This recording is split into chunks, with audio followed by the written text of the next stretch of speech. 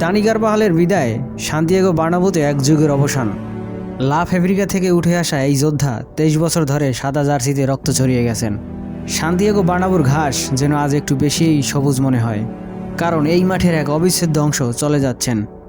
Real মাদ্রিদের হয়ে 450-এর বেশি ম্যাচ খেলা এবং 6বার চ্যাম্পিয়ন্স লিগ জয়ী এই অধিনায়কের আর্মব্যান্ড পরা এই ডান প্রান্তের রক্ষী। কেরিয়ারের শুরুতে অনেকে তাকে একজন শুধু পরিশ্রমী ডিফেন্ডারই ভাবতেন, কিন্তু সময়ের সাথে সাথে তিনি হয়ে উঠেছিলেন ক্লাবের আত্মার প্রতিচ্ছবি। যখন দল সংকটে পড়েছে, যখন বড় তারকারা হোঁচট খেয়েছেন, তখন কারবাহালাই মাথা উঁচু করে লড়াই চালিয়ে গেছেন। 2014 সালের লিসবন ফাইনাল থেকে শুরু করে 2024 সালের ওয়েম্বলি প্রতিটি রাতেই তার অবদান ছিল ভোলার নয়। রিয়াল মাদ্রিদের ইতিহাসে খুব কম খেলোয়াড়ই এমনভাবে ক্লাবের ডিএনএর সাথে মিশে গেছেন। কারবাহাল তাদের একজন। আজ তিনি চলে যাচ্ছেন, কিন্তু যা রেখে যাচ্ছেন তা উদাহরণ হয়ে থাকবে।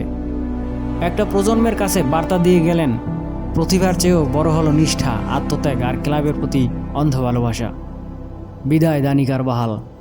তোমার মতো যোদ্ধা আর আসবে কিনা সেই প্রশ্ন রয়ে গেল। Gracias Carvajal.